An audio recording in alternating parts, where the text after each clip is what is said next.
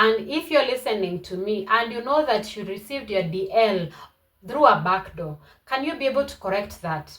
You're supposed to go back to class and you study. You're supposed to learn.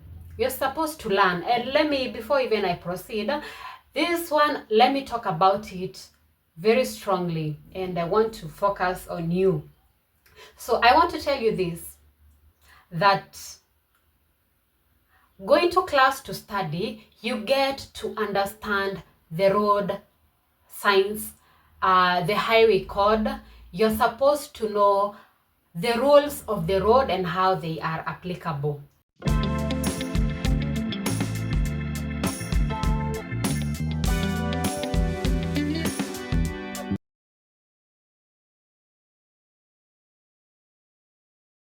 So for those who are using vehicles, for the boda drivers, let this message also reach you. Let this message also reach you. If you're a boda driver, a cyclist for this case, if you're a cyclist and you know you never entered a class, that today if I asked you or someone asked you about a certain thing about the road, you don't really know. So what you know is that you're supposed to always keep left and overtake from the right when it is clear, which we don't do. You will find our cyclists, they are overtaking from even the left. They are overtaking from the left. So these signs and these rules, they are there. They have been passed by the parliament. So the actual the current act that we are using, or that Kenya is using, it is the 2020 act. So the code is was written in 2020, passed by the parliament, and that is what you're supposed to be knowing. It is not a lot of details, yani. It is something that you can be able to study kidogo, to get to study, get that comprehensive test, and let us know, or let them know, how good are you on the rules. Leave alone driving. Everyone can drive. Even if today you taught a 15-year-old to drive a vehicle, they will do it perfectly. Why? Because they have the skills. They have got the skills. So majority of us attain the skills, but we do not have the rules. So skills minus rules, there is nowhere we're going. Any organization, any institution without rules and regulations, it is a done case. It cannot operate. Because we need guidance. We need to be guided by the skills that we are having. So why is it that a 15-year-old is not supposed to drive in as much as they attain the skills? It's simply because they have not attained the age of 18 years. So they do not have a driving license. So a driver is anyone who has got a driving license. But me, I go further to say that a driver is someone who has gone through school and you have got the regulations, the rules and regulations of the road, and you have attained a driving license. Because if these rules, we have been observing them from the word go, we will not have been having the accident experiences that we are experiencing today. We will not be having to lose so many lives. We wouldn't. Because kama kila mtu anafuata sheria, then we are good to go. So dear drivers, dear future drivers, if you're listening to my voice this moment, please, can you do something?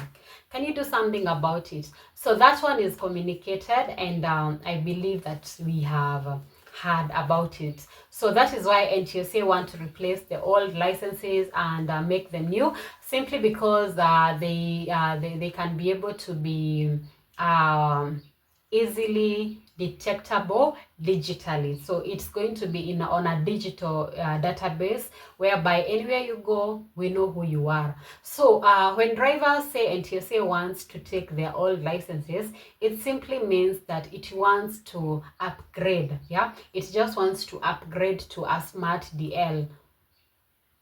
Okay, so just cooperate. So if you're a good person, you can just do what? Just cooperate. So there are other aspects that I've actually thought about.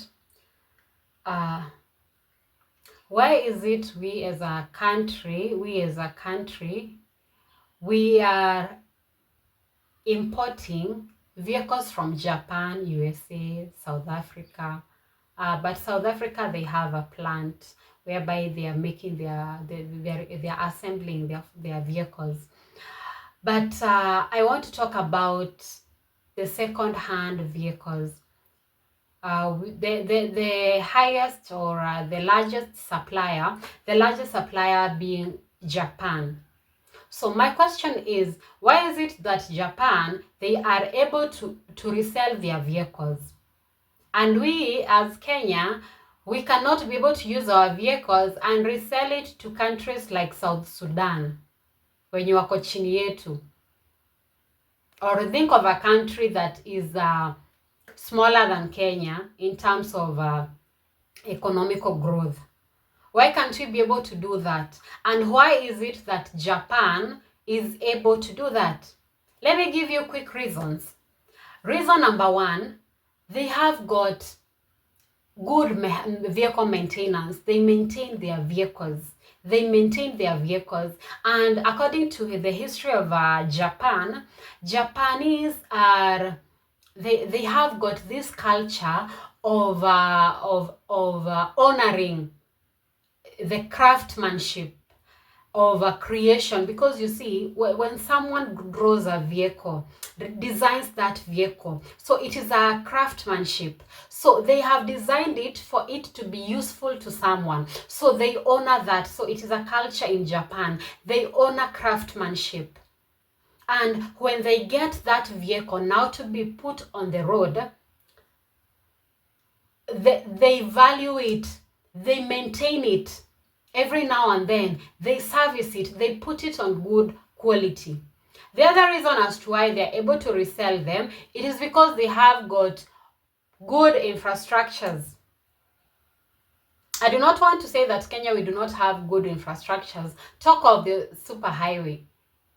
I don't want you to dwell into how it was made or what we are suffering from, but can you just look at that road? Can you observe the what inaitangwa nini barabara,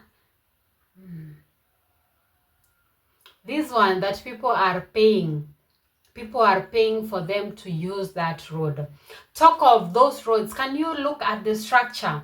Right now they are talking about the Rironi-Mau Summit Road, and they want to do a magnificent work. So in short, good roads, they are able to make your vehicle to resell.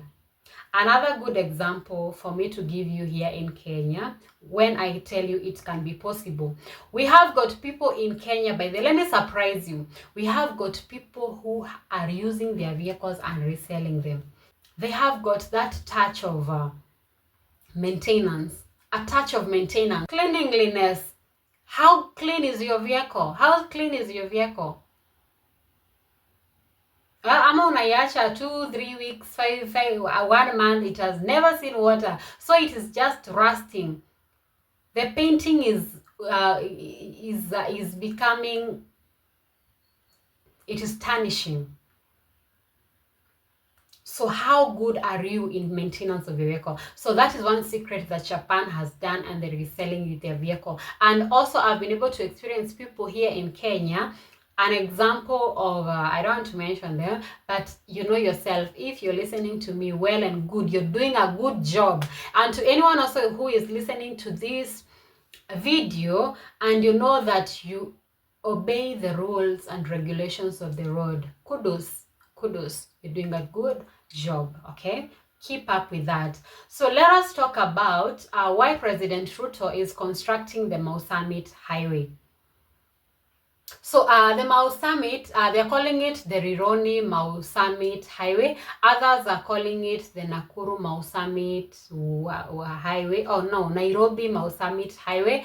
But we are yet to see. So the construction is going to be engineered, and we are awaiting to see what is happening. So this is one of the biggest road projects in Kenya, and but Why is the government prioritizing on this road?